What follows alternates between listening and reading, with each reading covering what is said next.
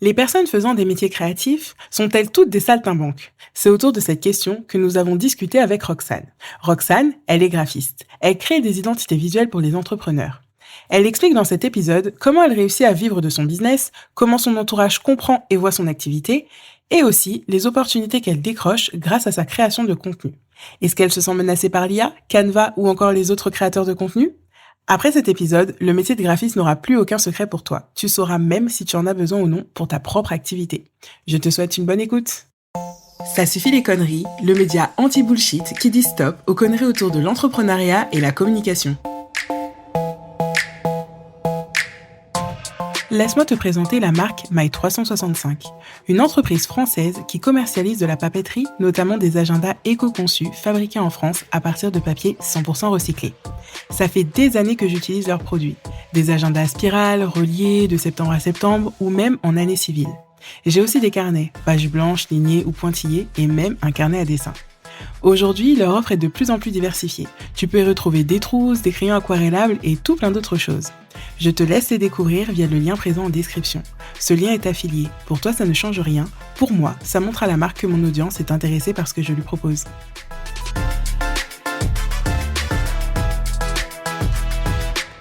Bonjour Roxane et bienvenue sur le podcast.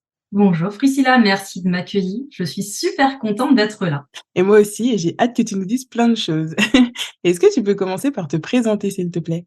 Bien sûr. Alors, moi, c'est Roxane. J'ai 34 ans et des soupières. Je vis à Tours. Je suis amoureuse du Val-de-Loire et surtout, je suis une graphiste passionnée. C'est-à-dire que moi, j'estime être née avec un crayon dans la main parce que j'adore ça depuis toute petite. Et aujourd'hui, j'ai la chance et le privilège d'en vivre et de pouvoir partager ma passion aujourd'hui sur les réseaux sociaux. Pourquoi c'est cool et pourquoi j'adore mon job. Ma spécialité à moi, c'est l'identité visuelle pour les entreprises, parce que j'ai un très gros bagage marketing et communication, et ça, on pourra en parler plus tard.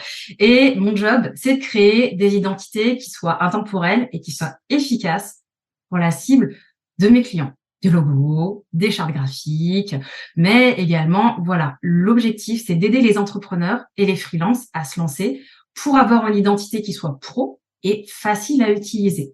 Parce que le problème auquel j'aime bien répondre, c'est le suivant. Dans 90% des cas, les gens font confiance à un design quand il est soigné. C'est la première bonne impression.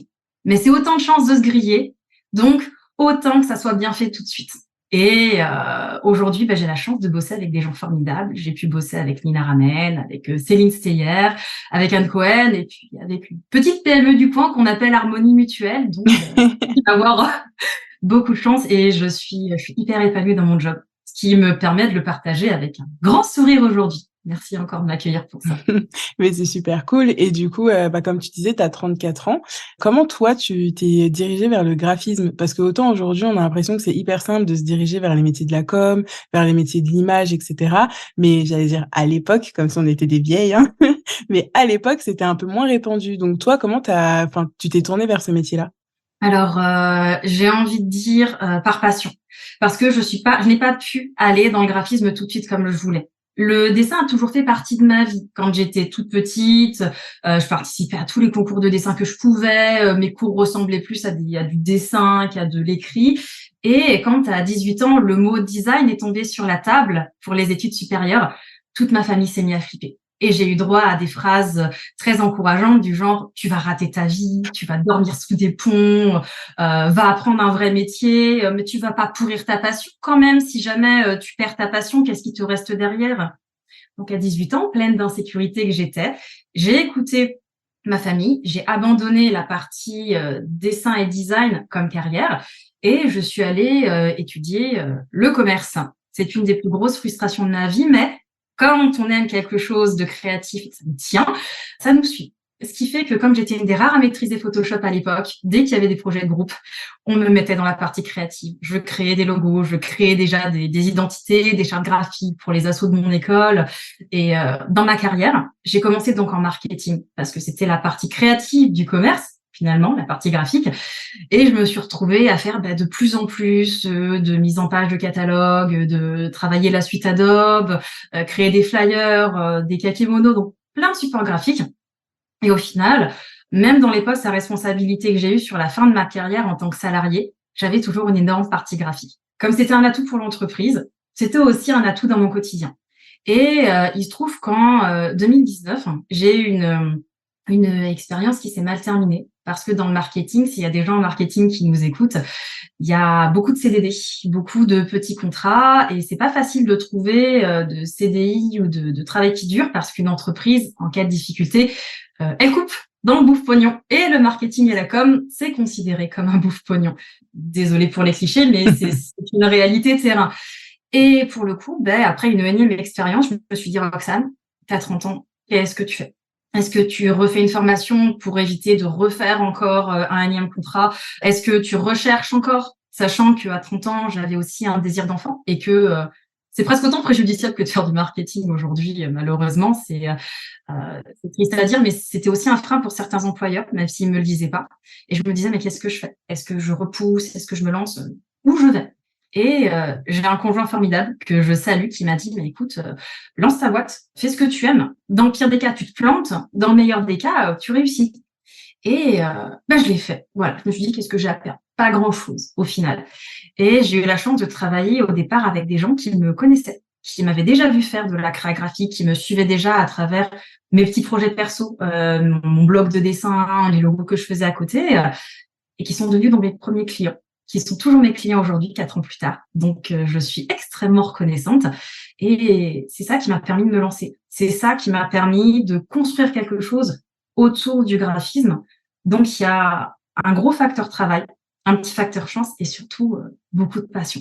Parce que si j'avais pas eu la passion, au final, je serais pas allée là-dedans. Mais je regrette absolument pas. Ça valait le coup à 200%. Voilà. Bah, tu as pris un parcours un petit peu plus, on va dire un petit peu plus long, mais finalement, ça t'a quand même amené là où tu voulais aller depuis le début. Et après, ce qui est aussi cool, c'est que là, tu es forte aussi de toute l'expérience que tu as eue avant, bah, de l'école que tu as pu faire aussi. Donc, tu appréhendes aussi peut-être différemment maintenant le graphisme que la manière dont tu l'appréhendais aussi à 18 ans.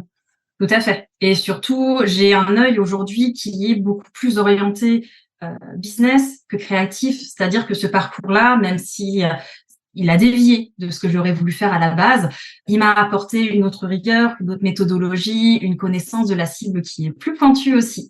Ce qui fait qu'aujourd'hui, je peux faire du design pour les entreprises en connaissance de cause. Parce que j'ai été de l'autre côté de la barrière et que surtout, j'ai appris à la connaître, cette cible. Donc, finalement, l'un dans l'autre, on s'y retrouve. Et je peux dire en repas de famille que je ne dors pas sous tes ponts. Bah, rebondissons là-dessus justement. On sait que, enfin, le graphisme, quand on en parle et quand on parle des graphistes, on a 2 sons de cloche souvent. Le premier, c'est ah, mais si je travaille avec un graphiste, ça va être super cher. Donc, on va tout de suite parler des tarifs, que ce soit pour l'identité visuelle, etc. Mais à l'inverse, on a aussi cette impression que ça peut ne pas être cher parce qu'on peut trouver aujourd'hui des services sur Internet où tu peux faire ton logo en 3 clics pour 50 €, etc. Et en plus, ce que tu disais toi au début, c'est que la vision qu'on a aussi de ce métier de graphiste, on met les graphistes souvent dans la partie un peu artistique, créatif. Et aujourd'hui, on pense souvent que, et à raison hein, parfois, que les artistes ne vivent pas de leur passion et que c'est compliqué en tout cas aujourd'hui que d'être juste un artiste et de pas avoir un autre métier alimentaire en tout cas à côté pour pouvoir vivre tout simplement. Donc toi, par rapport à tout ça, aujourd'hui, comment tu fais pour vivre de ton activité? Et aussi, est-ce que le fait d'être passé par un parcours marketing, ça t'a aidé derrière pour trouver des clients ou en tout cas, pour soit prospecter des marchés ou en tout cas choisir, la manière d'attirer les clients qui te convient le mieux? Alors, comment aujourd'hui je fais pour vivre de mon activité? Il y a une recette qui est pas magique, mais elle réside en 3 mots-clés: organisation, communication et surtout régularité. Donc il y a une grosse part de travail au départ qui nécessite d'être organisé, comme si vraiment on était, en entreprise. Bon, moi, j'ai mon entreprise, donc je raisonne aussi comme ça, mais se dire: «OK, le matin, j'ai une routine». Faire en sorte qu'il y ait pas de temps mort, que les moments où il y a pas de projet, ça soit également des moments où on peut mettre à jour le portfolio, communiquer sur l'activité et faire de la veille pour vraiment ne pas avoir de moments de flottement. Ensuite, la partie communication, elle est cruciale pour vivre parce que on existe aux yeux des autres. En particulier dans le métier de l'image, on crée quelque chose qui est fait pour être vu. Donc, il faut aussi qu'on soit capable de montrer ce qu'on peut faire, mais aussi ce qu'on peut apporter. Et clairement, la création de contenu a radicalement changé la façon dont je travaille, mais également la façon dont je peux toucher les gens. Donc, la communication, au-delà de juste distribuer des cartes de visite et de serrer deux, trois mains, c'est vraiment être présent de façon régulière sur des réseaux sociaux, même si ça donne rien au départ. C'est vraiment la théorie des petits pas. C'est plein de petites miettes qu'on sème. Et quand on se retourne, on voit tout le chemin qui a été accompli, tout le travail qui a été fait et qui continue de travailler pour nous de façon passive. Et aujourd'hui, il y a encore des gens qui viennent me voir parce qu'ils ont vu traîner des carousels que j'ai fait il y a quelques mois ou qui ont entendu ma voix sur un podcast dans lequel je suis passée où on parlait de design. Donc, cette notion d'organisation, pas de temps mort, de communication pour être vraiment présent aux yeux de la personne qu'on veut toucher et de régularité pour être présent un peu tout le temps au fil rouge, ça permet de vivre de son activité. Parce que l'organisation rassure les clients, permet de gérer des projets. La communication permet de toucher des clients potentiels, de rassurer les gens également. Une personne qui aura un besoin mais qui ne saura pas trop vers qui se tourner, à force de voir le même créatif tout le temps dans son fil d'activité, que ça soit LinkedIn ou Instagram ou TikTok, va se dire ok, c'est avec cette personne que je veux bosser ou au moins je veux avoir un premier échange parce que j'ose pas mais ça a l'air cool. Et la communication sert à ça aussi, à casser ce j'ose pas, mais ça a l'air cool. Et plus on est régulier, plus c'est simple en fait. Et c'est beaucoup de travail, mais à un moment donné, il y a un facteur chance qui vient, qui fait effet boule de neige en fait, tout simplement. Un jour, il y a un post qui va exploser ou un projet qui va amener une visibilité de dingue. Mais pour avoir ça, voilà, organisation, communication, régularité avant. Et ça permet de pouvoir vivre de son activité parce qu'au départ, il n'y a pas forcément beaucoup de clients, mais au bout de 2 ans, 3 ans, on peut se retrouver avec un carnet de balles qui est plein. Et ça, c'est chouette. C'est la meilleure chose qui puisse arriver. Ouais, mais c'est clair. Et au début de l'épisode, tu citais des personnes avec qui tu avais justement travaillé, parce que des personnes qui sont en tout cas assez reconnues dans leur domaine. Comment tu as eu ces opportunités-là? Est-ce que tu as utilisé cette méthode des petits pas, ou est-ce que à l'inverse, tu as plus été au culot en disant hey, j'aime beaucoup ce que tu fais, j'aimerais beaucoup qu'on collabore ensemble. Est-ce que ce serait possible? Méthode des petits pas. Je suis très mauvaise en prospection. Je n'arrive pas à aller voir les gens en leur disant hey, c'est cool, j'ai un truc à te proposer. Déjà parce que moi, je le fais quand c'est quand vraiment le projet me plaît et que ça va pas devenir un client. Par exemple, pour un podcast que j'adore, je vais dire hey, j'adore ce que tu fais. J'aimerais bien passer chez toi parce que j'ai envie qu'on cause toutes les deux. C'est un peu ce que j'ai fait aujourd'hui. Et ouais. Vraiment, j'adore ton podcast et j'avais très envie de mener ma pierre à l'édifice. Mais il n'y a pas de transaction marchande. Donc là, ça me pose moins de problèmes. Pour la prospection, je suis extrêmement mauvaise parce que je vois la prospection, sûrement parce que c'est ma vision de la chose, un peu comme le vendeur ou la vendeuse dans un magasin de prêt-à-porter, qui vient vers toi et qui te fait « On peut vous aider ?» Et moi, mon réflexe, c'est « Oui, aidez-moi à sortir d'ici, s'il vous plaît. » Et du coup, la création de contenu m'a permis de montrer un peu ce que je savais faire, de faire beaucoup, beaucoup de contenu à mon rythme. Et c'est les gens qui viennent me voir en me disant « Écoute, j'aime beaucoup ce que tu fais, est-ce qu'on peut en discuter ?» Et je suis beaucoup plus à l'aise dans cette façon de travailler-là. Je donne, et les gens auprès de qui ça match, auprès de qui ça résonne, c'est eux qui viennent me voir. Comme ça, il n'y a pas de forcing et ils aiment déjà bien ce que je fais, donc j'ai pas besoin de me mettre dans une position où je sais que je serai mal à l'aise. Voilà, c'est plus simple comme ça. Nina Ramen est venue me voir suite à un carrousel que j'ai fait pour le mouvement Ramène ta fraise, au tout début. J'avais fait un carrousel sur le thème de Star Wars pour expliquer que le mouvement était cool et qu'il fallait le rejoindre parce que son initiative était très chouette. Et elle m'a dit, écoute, j'ai trouvé ton carrousel génial. J'aimerais bien qu'on bosse ensemble sur mon identité. Cool. Et Nina Raman a été aussi un peu mon facteur chance parce que beaucoup de gens, avec la visibilité qu'elle a, ont vu le travail qu'on a fait ensemble. Et du coup, Dan Noël, par exemple, qui est un youtubeur que j'aime beaucoup et que j'admirais, est venu me voir en disant, j'aimerais bien bosser avec toi. Et là, tu te retournes, tu fais, moi, de vrai. moi. Vous êtes sûr? Et Ludovic Salem, c'est pareil. Je suivais son travail depuis un moment. Il m'a dit, mais en fait, j'aimerais bien qu'on bosse ensemble. Finalement, ça pourrait être cool. Et Céline Steyer, c'est aussi, à force de voir ses contenus et puis en échangeant avec Manon Verber, qui est une autre créative que j'aime beaucoup, que je salue d'ailleurs, qui nous a mis en relation. Voilà, c'est souvent comme ça que ça s'est passé. Anne Cohen, c'est pareil. Elle avait vu mes carousels et mes contenus sur LinkedIn. Elle m'a dit, écoute, j'aime bien ce que tu fais. Est-ce qu'il y a moyen qu'on discute? Et ça crée de belles histoires derrière parce que, il y a une espèce d'histoire d'amour à la base, une histoire d'amour de contenu. J'ai trouvé ça chouette ou j'ai trouvé ça drôle. parce que j'ai aussi des clients qui viennent me voir en disant j'adore tes canards. J'aurais pas parié un steak sur les canards, mais je peux pas passer une journée sans rire. Donc, mes contenus, je les véhicule avec de l'humour et les gens viennent aussi pour les canards. Donc, au final, voilà, théorie des petits pas, mais on pourrait aussi appeler ça la théorie de la tarte tatin. Voilà, un résultat fabuleux qui arrive par accident. Parce que la tarte tatin, c'est ça, c'est un accident culinaire. Et voilà, moi, c'est comme ça que j'arrive à rendre mon activité viable et que j'attire à moi des gens super chouettes. C'est parce que ce sont des gens qui voient les contenus que je crée et avec qui ça résonne déjà. Donc finalement, la relation, elle est extrêmement naturelle et elle est super chouette. Voilà. Donc je ne prospecte jamais directement parce que je n'y arrive pas. Je ne suis pas balèze là-dedans. Ouais, mais c'est bien d'avoir trouvé une méthode du coup qui te correspond et surtout qui va aussi avec ta personnalité parce qu'il y a aussi des gens peut-être qui savent prospecter, enfin qui sauraient le faire mais qui n'ont juste pas envie parce que c'est pas une méthode qu'ils ont envie d'adopter. Donc c'est juste chouette aussi d'avoir le choix et de vraiment faire ce choix-là en tout cas on va dire en toute connaissance de cause.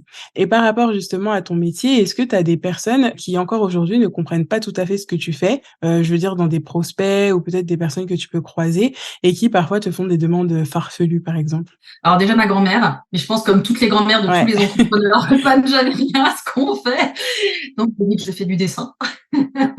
Elle comprend pas. Mais sinon oui, j'ai des clients en fait qui viennent me voir parce qu'ils ont vu mes carousels, mais qui n'ont jamais regardé mon portfolio. Donc que je dois leur expliquer ce que je fais ou pas. Il y en a qui me demandent si je fais de l'écriture web par exemple, alors que non, pas du tout. Des gens qui viennent avec oui des demandes un peu farfelues, mais dans ces cas-là, c'est moi aussi qui cadre la demande pour leur dire ça je sais faire, ça je ne sais pas faire, ça ne me paraît pas possible. Mais ça arrive encore, mais finalement très peu parce que à force de communiquer, notamment sur LinkedIn, avec un profil qui est quand même calibré pour être extrêmement clair et des contenus où il y a toujours une slide de fin qui explique ce que je fais avec des mots clairs et synthétiques, ça enlève le doute. Et en fait, plus tu enlèves les éléments qui mettent le bazar dans une tête, les éléments confusants, plus ça fluidifie la relation, plus c'est simple en fait. Et ma grand-mère n'est pas sur LinkedIn, donc coup de bol pour moi, ça me facilite grandement la tâche. C'est clair et souvent on confond aussi, graphiste et illustrateur parce que, bah, il y a des graphistes qui sont aussi illustrateurs, il y en a qui sont soit l'un soit l'autre. Est-ce que toi, c'est ton cas? Est-ce que parfois on va venir te voir juste pour de l'illustration, par exemple? Ou est-ce que, bah, pas du tout, on a bien compris que, le graphisme et l'illustration sont 2 choses différentes? Alors c'était beaucoup le cas au début parce que quand je me suis lancée, en fait, les gens me connaissaient beaucoup via mon blog BD parce que je dessine beaucoup au niveau personnel et ils me demandaient voilà de la commande de dessin. Or, je passe beaucoup trop de temps sur mes dessins pour pouvoir le faire en prestation. J'ai essayé, j'en suis ressortie avec plus de frustration qu'autre chose. Donc je ne propose plus de dessin, même plus aux potes aujourd'hui.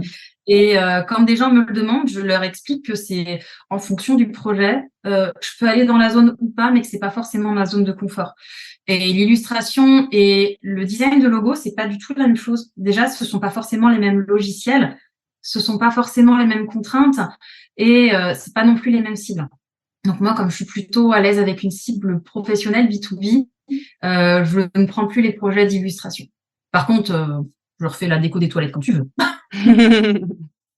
Ouais, donc oui, il y a c'est vrai parce que par rapport au graphisme, enfin le métier en lui-même, on le confond souvent avec, plein de choses, tu vois? On peut, demander à un graphiste, bah, un logo, mais un logo tout seul, tu vois? Donc du coup, comment tu l'utilises dans un certain univers. Il y a des gens aussi qui vont aller vers un graphiste, bah, pour faire, un site internet, pour aller, je sais pas moi, illustrer, un peu tout et n'importe quoi sur, tous les projets différents. Tu as des personnes, comme tu disais, qui vont aussi venir voir un graphiste, potentiellement pour refaire un site internet, mais même, tout ce qui est partie SEO et cetera, enfin vraiment tout. Donc on a un peu l'impression que quand on va voir un graphiste, on sait pas vraiment pourquoi on va le voir, mais on tente sa chance pour lui demander s'il sait faire et peut-être que ça passe.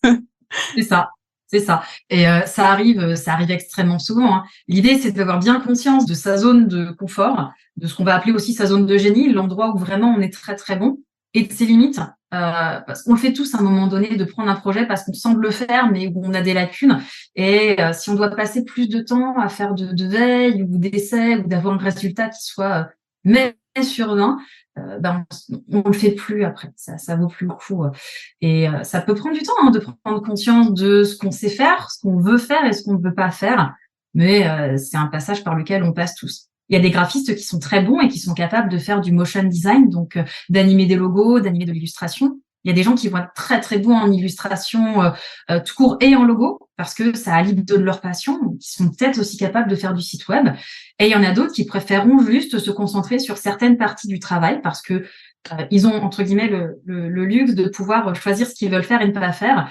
Et d'autres qui au contraire ont envie de s'éclater partout et à partir du moment où ils peuvent le faire, et ben pourquoi pas en fait. Le tout, c'est d'être à l'aise dans ce qu'on fait. Typiquement, moi, je me rends compte, plus j'avance, moins j'aime faire de l'opérationnel. Là, j'ai un client qui me connaît depuis un moment et qui m'a demandé de lui faire de la mise en page de carrousel, pure et dure. J'ai accepté parce que c'était lui. Je regrette parce qu'au final, j'y trouve aucun plaisir parce qu'il y a beaucoup de retouches à faire et peu de création de mon côté. Donc, je sais là que je me suis mangé un mur. Je le ferai plus. Mais des fois, il faut se manger des murs pour savoir ce qui va pas. Donc, l'illustration, il y a des gens qui sont très, très bons dans l'illustration et dans les logos. Le tout, c'est d'être bien clair avec le client. Si tu sais faire et que tu aimes ça, vas-y. Si tu ne sais pas faire, si c'est un client, faut faire un peu attention quand même. Mais c'est pas les mêmes métiers et c'est pas les mêmes enjeux non plus. Faut juste avoir conscience de ça. Oui, tout à fait. Et aujourd'hui, il y a aussi, beaucoup de graphistes, hein, comme beaucoup de métiers, qui sont, dans la communication visuelle, le marketing et cetera. Et en plus, maintenant, on voit l'IA qui arrive de plus en plus, donc l'intelligence artificielle. Est-ce que toi, tu prends le parti de dire, «Je suis contre l'IA» ou est-ce que tu prends le parti de dire, «L'IA, c'est quand même, on va dire une aide qui peut être, utilisée justement, être un atout en tout cas pour ton travail»?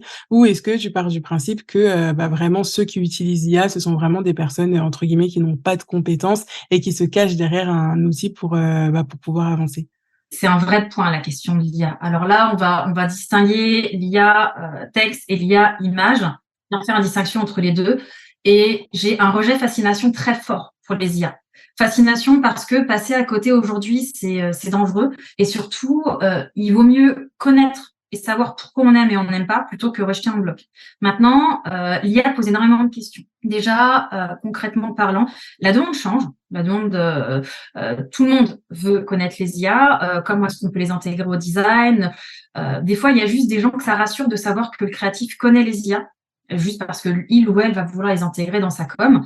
Il y a aussi des vagues de tendance. À un moment donné, on a vu plein de photos mid-journée, mais il y a également ce que je vais appeler la soupe mid-journée, la soupe IA, parce qu'il y a des très bons prompts et il y a des prompts qui sont extrêmement basiques et qu'on finit par reconnaître au premier coup d'œil. Ce qui fait que ce qui était une valeur ajoutée au début de l'effet de mode, aujourd'hui, est juste devenu quelque chose de générique, presque de la soupe au final. Enfin, moi, des fois, je le vois comme ça. C'est encore une illustration mid-journée, quoi. C'est Moi même s'il aussi, y a je le vois comme ça. voilà. Et c'est surtout que l'IA, elle peut pas répondre de façon pertinente à la demande d'un client. Alors, pour faire de la com pour soi, pourquoi pas? Mais par contre, l'IA, elle est dénuée d'émotion. Or, ce qui est important dans le design, c'est l'émotion qu'on va susciter à la cible. Parce que cette émotion-là doit être choisie avec justesse vis-à-vis d'un objectif. Est-ce que tu veux faire rire? Est-ce que tu veux convertir? Est-ce que tu veux, voilà. Et l'IA, aujourd'hui, elle n'est pas capable de ça. Elle peut pas créer pour une cible, elle peut pas créer de l'émotion. Elle peut faire des choses esthétiques, mais des fois, il va manquer un truc. Donc, pour soi, pourquoi pas? Pour un client, je sais pas. Je sais pas. L'IA, elle est en avance, certes, mais par contre, elle n'a pas ce que je vais appeler le cran d'avance. C'est-à-dire que moi, quand je bosse, je pense pas seulement à ma cible. Par exemple, si je fais un design pour toi, Priscilla, je vais pas penser qu'à toi. Je vais penser à ta cible, voire peut-être parfois à la cible de ta cible. Et il faut avoir ce cran d'avance. Et ce cran d'avance-là, l'IA ne peut pas l'avoir parce qu'elle n'a pas forcément ton expérience, ton recul, ton ressenti qui est vachement important. Ça, c'est juste pour la partie, on va dire la partie business. Comme côté légal, l'IA image pose énormément de questions sur la propriété intellectuelle, les droits d'auteur, et il se passe beaucoup de choses aux États-Unis. C'est-à-dire que l'IA aujourd'hui, de ce que j'en sais, elle prend tout ce qui existe sur le net, elle fait un mélange, elle fait son mélange de pixels et elle en ressort des choses.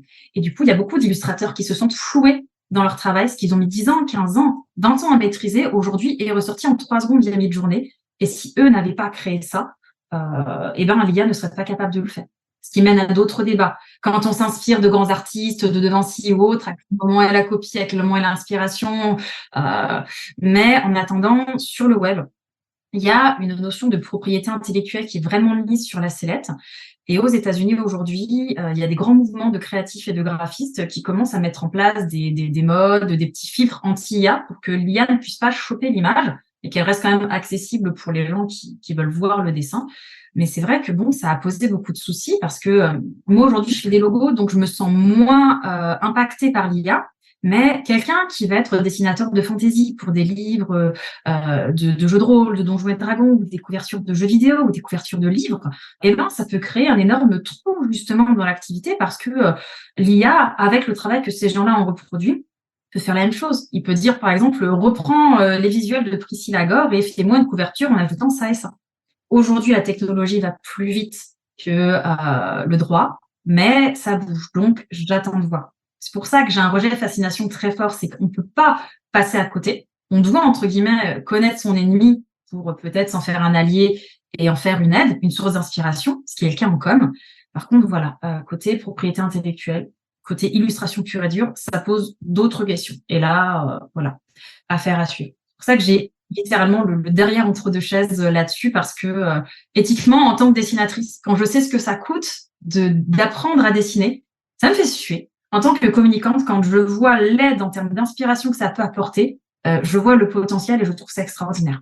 Maintenant, voilà, c'est rejet de fascination pour l'IA.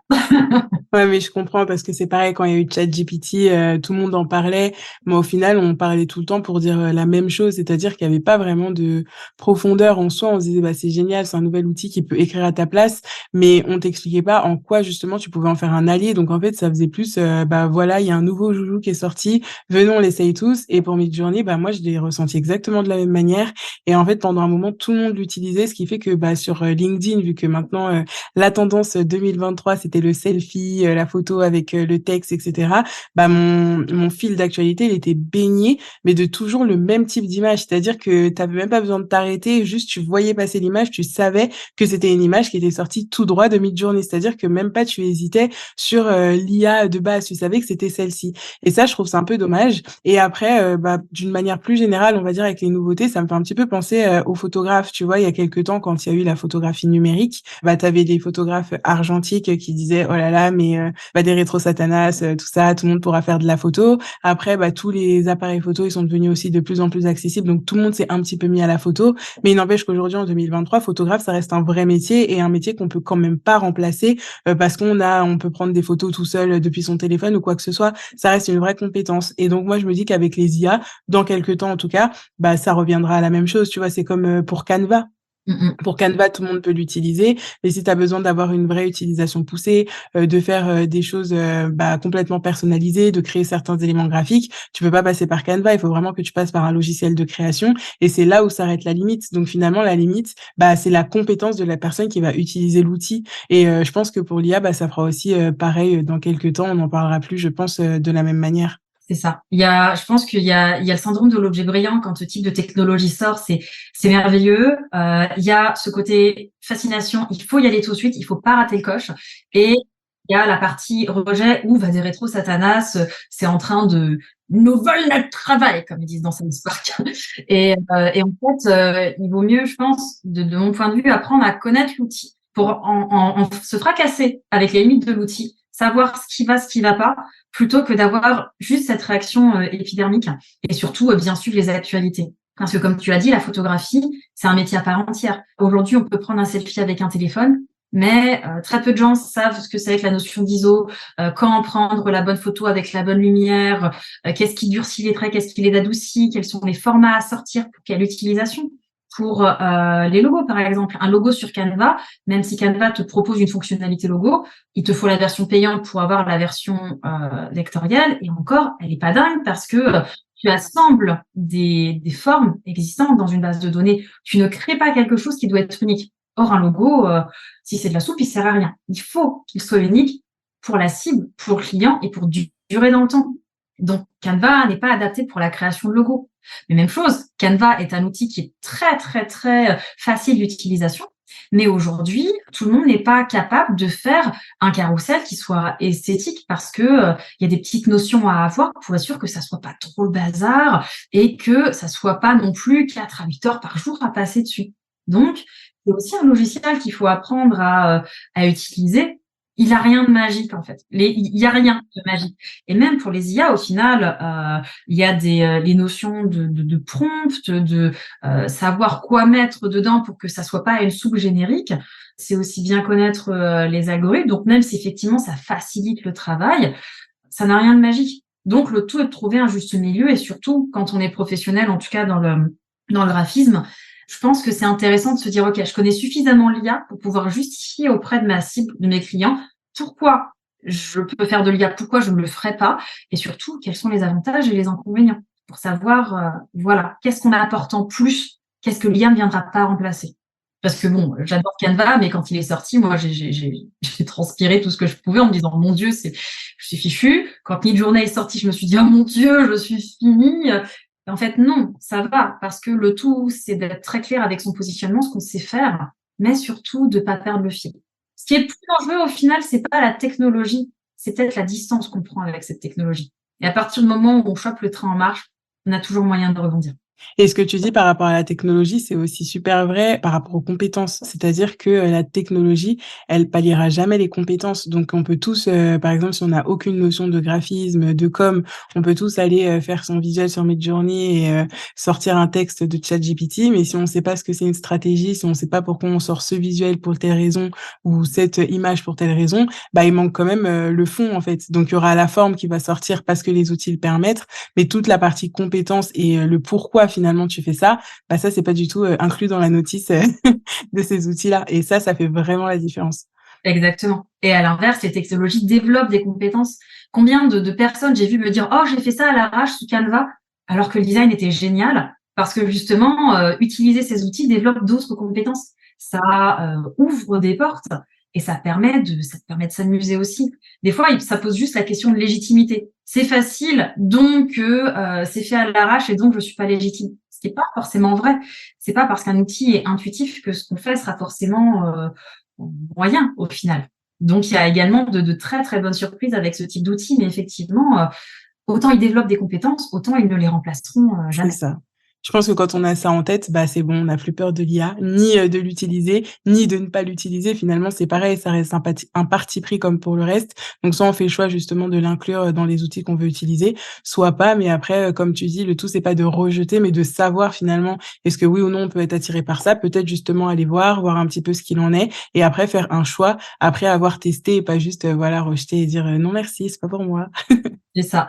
La connaissance, c'est vraiment le pouvoir. Comprendre les choses permet d'avoir une main beaucoup plus sûre sur ce qu'on fait. Donc, il vaut mieux tester et ensuite prendre la décision plutôt que de rejeter de façon épidermique, même si c'est pas facile. Parce qu'honnêtement, quand Midjourney est sorti, je me suis sentie très très mal vis-à-vis de tous les illustrateurs qui s'étaient fait prendre leur travail. Je me suis mis dans leur basket et je me suis dit jamais j'utiliserai ça. Mais d'un autre côté, il fallait quand même comprendre ce que c'était que cette IA, qu'est-ce qu'il y avait derrière et pourquoi. Et voilà, les IA posent des problèmes, donc enfin des problèmes, posent des questions et des débats dans pas mal de métiers plutôt. Chez les développeurs, par exemple, il y a beaucoup de développeurs à qui ChatGPT fait gagner énormément de temps, mais qui s'interrogent sur l'avenir de leur métier. À quel moment est-ce qu'ils embrassent la technologie pour gagner du temps? À quel moment ils changent leur fusil d'épaule? Mais en attendant, il faut savoir lire le code pour savoir si ChatGPT est de la soupe ou quelque chose de super. Exactement. Et toujours du coup pour en revenir au métier du graphisme, il y a aussi aujourd'hui le métier de créateur de contenu et les créateurs de contenu créent des visuels. Est-ce qu'aujourd'hui, toi par exemple en tant que graphiste, est-ce qu'aujourd'hui tu te définis aussi comme créatrice de contenu ou pas du tout? Parce que c'est aussi quelque chose que tu fais finalement comme tu disais pour attirer des clients à toi. Donc est-ce que tu estimes que c'est une casquette supplémentaire ou est-ce que non? Oui, c'est une casquette supplémentaire aussi parce que ce sont 2 choses et aujourd'hui on peut presque dire de métier, parce que créateur de contenu est devenu un métier, on va dire de métiers différents. Le graphiste, pur et dur, lui, il va créer des supports pour communiquer et ces supports vont être plus ou moins complexes. Il va devoir les penser parfois pour le print, donc ce qui est imprimé, et pour le web. Et chaque graphiste va avoir sa spécialité. Ça peut être une identité visuelle, donc logo, charte graphique, mode d'emploi. Ça peut être le packaging aussi, tous les emballages de boîtes de lait, de cosmétiques, des bouteilles de vin aussi. C'est un métier à part entière. Tous les métiers du web aussi. Il y a des graphistes qui vont être spécialisés dans la partie design de sites web. Et ça peut être également spécialisé pour les professionnels ou les particuliers. Un graphiste qui sera spécialisé dans le domaine des mariages va pas pondre le même résultat qu'un graphiste qui sera spécialisé dans la pharmaceutique, par exemple. Donc, au final, ce métier-là, il va avoir différents types de supports, différents types de guides aussi, et puis de règles et d'outils. Parce que c'est très souvent la suite Adobe, même s'il y a des équivalents, mais il faut avoir des notions techniques un peu particulières. La notion de bord perdu, donc c'est ce qui est coupé à l'impression et qu'on ne voit pas. La notion de pliage, parce que quand on fait par exemple une brochure qui est pliée, c'est de la géométrie dans l'espace. Qu'est-ce qui va dessus, qu'est-ce qui va dessous, qu'est-ce que tu retournes? Le packaging qui est en 3D, c'est encore un autre domaine. Donc, le graphisme, voilà, crée des supports de communication qui vont être plus ou moins complexes pour le print, pour le web, avec des outils dédiés, souvent suite Adobe. Mais on est dans la partie graphique pure. Le créateur de contenu, quant à lui, il a vraiment une casquette à 360 parce que on peut pas juste avoir une image. Il faut aussi penser au texte. Il faut aussi connaître les réseaux sociaux. Donc, ça veut dire qu'il y a autant de la partie de création que de la partie rédaction, que de la partie veille, mais également animation des communautés. Parce que la création de contenu nécessite aussi de répondre aux commentaires, de répondre aux messages privés, de connaître un peu l'algorithme aussi pour voir et être vu. Donc, c'est une casquette qui est moins exigeante côté création pure et dure, parce qu'il y a moins de règles, vu que la création de contenu se passe majoritairement sur le web, même si elle en sort un petit peu, c'est majoritairement réseaux sociaux, aujourd'hui, la création de contenu. Mais par contre, ça exige d'être plus régulier, de produire plus. Et même si les règles sont différentes, il faut quand même bien les connaître. Parce qu'un créateur de contenu qui connaît pas les formats de carrousel Instagram versus LinkedIn, ben, il peut avoir un résultat qui est pas dingue. Il doit tester et il doit apprendre aussi. Donc, on peut avoir les deux. Mais par contre, voilà, un graphiste, il n'aura pas besoin de connaître des règles de copywriting pour être efficace. Le créateur de contenu, beaucoup plus. Et aujourd'hui, du coup, je rebondis sur un autre métier qui est community manager. Donc, les community managers, normalement, ce sont juste, entre guillemets, des animateurs de communauté. Mais aujourd'hui, quand on contacte un community manager, en vrai, on lui demande aussi tout ce qui est stratégie, tout ce qui est visuel, parfois même la création d'identité visuelle. J'ai déjà vu aussi le design de site internet. Enfin, en gros, on prend une personne pour faire tout un département de communication à lui-même. Et il y a de plus en plus, justement, de community managers qui vont avoir un petit peu cette casquette de graphiste, mais sans avoir les connaissances, les compétences et peut-être même une formation qui permet de le faire. Qu'est-ce que tu recommanderais justement aux personnes qui sont sur ce métier-là et qui ont de plus en plus de demandes graphiques de faire? Est-ce que ce serait de s'auto-former? Est-ce que ce serait de faire appel aux IA? Enfin, je sais pas, est-ce que tu aurais des conseils par rapport à ça? Je dirais que ça va vraiment dépendre de leur zone de confort, de ce qu'ils aiment faire ou pas, et puis du client aussi. Alors, les IA pour la création de contenu aujourd'hui, je dirais que ça va vraiment dépendre du positionnement. Donc, comment est-ce qu'on veut être vu sur le web? Parce que si l'idée, c'est d'avoir une illustration, oui, il vaut mieux passer par peut-être par une IA, mais qui fasse quelque chose de très propre. Mais attention quand même, parce que trop d'IA tue l'IA. Donc, il faut être précautionneux avec ça, je pense. Je dirais que pour les community managers qui nous écoutent et qui veulent faire un peu de créa, il faut être curieux. N'hésitez pas à regarder des tutos, n'hésitez pas à tester des choses, à vous former. Vous n'avez pas forcément besoin aujourd'hui de connaître toute la suite Adobe pour faire de la création de contenu ou du social media management. Par contre, si demain on vous demande de faire une identité visuelle avec un logo, le faites pas sur Canva. Renseignez-vous sur les outils qui sont adaptés parce que il faut penser à l'usage final du client. De quoi il va avoir besoin après. Après, il faut pas vous fermer de porte. C'est-à-dire que si vous vous rendez compte qu'un client vous demande de faire une identité visuelle avec un logo, que vous êtes doué là-dedans, football, et que ça vous plaît, ben vous fermez pas de porte en fait. Faut y aller. Il faut pas freiner la créativité. N'écoutez pas ce tonton qui vous dit que vous allez dormir sous des ponts et que vous allez rater. Testez, voyez si ça vous plaît et voyez si vous avez envie de continuer là-dedans. Vaut mieux s'ouvrir des portes que s'enfermer et avoir le choix des portes qu'on ferme à la rigueur. Donc, il y a beaucoup de tutos aujourd'hui sur Internet qui permettent de s'améliorer. Et quand je parle de tutos, c'est YouTube, c'est TikTok, c'est des carousels sur Instagram, c'est même LinkedIn aujourd'hui. C'est des sites, mais c'est des plateformes aussi comme Skillshare ou Domestika. On a une ressource de savoir qui est monstrueuse. Donc, à partir du moment où ça vous plaît, testez et ensuite vous verrez. Si vous n'avez pas de budget, TikTok, YouTube, c'est déjà une très bonne base. Et puis ensuite, vous verrez peut-être pour faire des formations dans des écoles ou autres. Il y a des écoles qui proposent des petits modules de formation, des fois d'un mois, ou de plusieurs mois, pour renforcer des compétences là-dedans. Si vous sentez que ça vous plaît, ben, tentez l'expérience en fait. Voilà. Théorie des petits pas, hein. Commencez petit, investissez pas 1000 balles dans une formation Adobe alors que vous avez eu une demande, mais allez-y tranquille. regardez si ça vous plaît, regardez si vous êtes à l'aise, regardez si ça vous ouvre des portes ou au contraire si vous perdez du temps. Et puis ensuite, on avance tranquille, quoi. Il y a de la place pour tout le monde, en fait. Ça, c'est assez important. Faut pas se dire, il y a déjà trop de monde sur ce créneau-là. Il y a du monde. Mais par contre, un graphiste tout seul peut pas prendre 8 milliards de personnes sur Terre. Donc, il y a rien qui empêche de tester, de voir si ça fonctionne. Mais c'est exactement ce que j'allais te demander, que le métier de graphiste, il y en a de plus en plus. Et qu'est-ce que tu pourrais dire à quelqu'un, par exemple, qui vient juste de se lancer ou peut-être qui est en fin d'études, qui va se lancer bientôt et qui peut-être vient d'arriver sur les réseaux, vient d'arriver sur Instagram, sur LinkedIn, il se dit mais waouh, en fait, il y a déjà 1 million de graphistes. Comment je vais faire pour me faire une place et réussir à vivre de mon activité et ou même d'ailleurs trouver un métier, un CDD, CDI, un contrat salarié dans ce domaine-là. Qu'est-ce que tu pourrais conseiller? Théorie des petits pas. Vraiment, théorie des petits pas. Il faut pas hésiter à y aller tranquille parce que chaque pas réalisé, c'est déjà quelque chose qui est fait. Donc, il faut tester des choses et il faut pas hésiter à produire, à montrer ce qu'on fait. Alors, on en revient à la petite routine organisation, communication et régularité. Au départ, de toute façon, ça va pas se mettre en place tout de suite. Vous ferez pas 10 cas par mois le premier mois, à moins d'avoir ce facteur chance tout de suite ou le client qui vous file 10 cas par mois tout de suite. C'est tout ce qu'on vous souhaite. Hein. Mais honnêtement, ça reste à la marge. Mais voilà, testez des choses, allez-y petit, tranquille. Et si vous démarrez et que vous voyez qu'il y a du monde, c'est pas grave. Aujourd'hui, vous démarrez peut-être avec 2 abonnés. Dans 1 an, vous en aurez peut-être 500. Dans 2 ans, vous en aurez peut-être 2000. L'année d'après, peut-être que vous aurez bossé, vous en aurez 20 000. Vous ne savez pas. Mais si vous ne testez pas, il se passera jamais rien.